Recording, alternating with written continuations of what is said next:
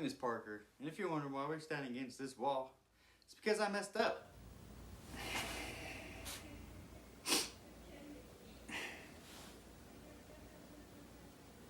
I messed up. But we do have good news. If you wonder why I got messy pants and a clean shirt, I just got the shirt right out of the box. It is what it is. Now let's get with the good news. Oh, man. Where do we start? I bought a project truck. I did it. I finally did it. It's taken years and years, but I did it. I finally did it. I said, you know what? It's time. It's past time. It's way past time. Let's do it. I got it. This truck is really straight. It's got minimal rust on it. It does have about 3 rust spots where we can, cut them out, patch them up, we'll be golden. No problems. That's about it. The interior is in pretty good condition. Now that being said, we are going to tear out the carpet. We are going to reupholster the seat.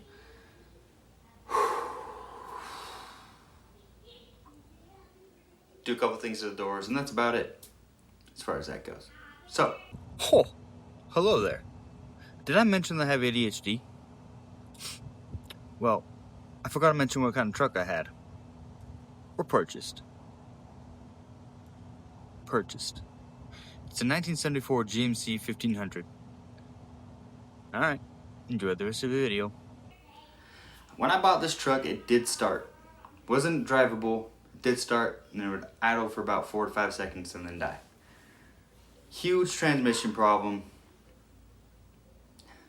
Man, so I towed it home, got working on it, got underneath the truck, was looking at what was going on, looked at the pan, started twisting these bolts with my fingers. Fluid came out. Okay, so that's a problem. Bolts weren't tight. It's not that big a deal. Got a new gasket, new filter, put those on, torqued those up to what they're supposed to be. Just under, actually. I think I had 2 more foot-pounds to mess with.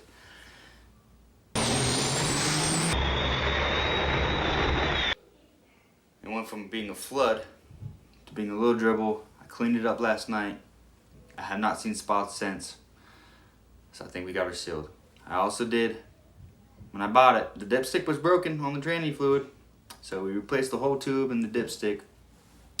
So instead of the tube now facing outside, it's actually tucked behind, kind of right next to the distributor, which I kind of prefer because that actually gives me a lot more room to put more things in, easier to work on, and yeah, good news.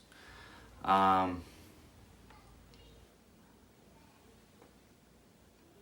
didn't buy enough fluid when I got it. So struggling shifting, it wouldn't shift into gears, wouldn't catch out of park. So wouldn't recognize that it was out of park, or wouldn't recognize that it was out of neutral. You could go to park or neutral, wouldn't get reverse to drive or L2, L1, whatever. Anyway, so then what we did was an oil change. That oil was blacker than black. I'm black, y'all, and I'm blacker than black, and I'm black, y'all. And we got that replaced, switched that out, got a new filter on there, added the right amount of tranny fluid, shifted gears, perfect. Started her up, idled, died for after 10 seconds, started up again, idled, died after 2 minutes. What was going on? Well, easy fix. We just tuned the carburetor. Started her up. 45 minutes, idled perfectly. No problems. There was a click. Lifter stuck, I do believe. I say that because I sprayed some seafoam down the carburetor on both sides. Put some seafoam in the tank while I was idling, burning a bunch of things off. The loud click became a minimal click. So now, what I'm thinking, we got that lifter loose, I think we got a spark plug, or a couple of them that are bad. There's a small click, it's not really loud. I was looking at the plugs, they look old. Probably, I wouldn't be surprised if they were original spark plugs, so we gotta change those out. They're over 50 years old if they are the original. I gotta look into it, do some research, and I'll let you know if they are or if they're just old, because the truck really hasn't driven in over 7 or 8 or 9 years or something like that. But after we got it tuned, after we got the fluids filled up and the oil changed, started her up, shifted the gears, we were able to take it around the block. Drove it around the block. Now I only went around the block, I didn't go on the highway or freeway or any of these places to get up to speed, because the tires are pretty rotted, and it's gonna be a little sketchy getting home unless I can get tires before, I don't know, the weekend. But I'm gonna have to wait on that. Just drive home, risk it for the biscuit. Let's see what else we got going on. I think that's pretty much all I've done so far. I have not changed the spark plugs. I am going to change those when I get that to my house. It's at some other place where I can actually work on and get underneath the car without having any restrictions. So we were able to do that. So now what I can do, everything now is just over on top, which is great. We did have a problem with the hood tacoing, so we got some hood savers, put the braces on. Looks great. The door, one of the sides of the hood keeps it open. The hood latches, not the latch. Keeps it open. It's a little higher than the other side, so it's a little squampus. So I gotta loosen those bolts up, push it down, tighten back up, and that'll be golden. I made a list of what needs to happen, what I want to happen, blah, blah, blah. So basically, transmission, good. Tune carburetor, good. I think we're missing a hose. I think we don't have to rebuild that engine. New spark plugs, probably new hoses, new sparky hoses. We're gonna get maybe a new distributor, but again, we're gonna go move it slowly. Again, it's drivable. Most important thing right now is tires. So as soon as we put those tires on, I think we'll still drive it. Let's see what else we got going on here. We gotta repair that rust, little patches. Shouldn't take long. We gotta weld all these little holes. I took off the trim. I don't want it on there. If anybody wants this trim, comment down below, and we'll figure out how to get to you. Let's see. I gotta put a new rear view mirror on it. Ain't got no rear view. I'll probably replace my side mirrors. One of them I have to super glue on. So it's holding for now. Window seals. We have no leaks when it rains or you get water on it. 0 leaks, which is phenomenal. It is just, they're super dry. I gotta replace them. Some of them are tearing. So those are gonna get replaced. I have one light bulb out of all of them. My right blinker side is out. So I just gotta replace that bulb and we should be golden with theirs. We got all the fluids. We have to put a new battery in, of course. I did put on new terminals. One of them looks like it went through, someone took a jackhammer to it and, This is not a jackhammer, it is a jackhammer. Oh.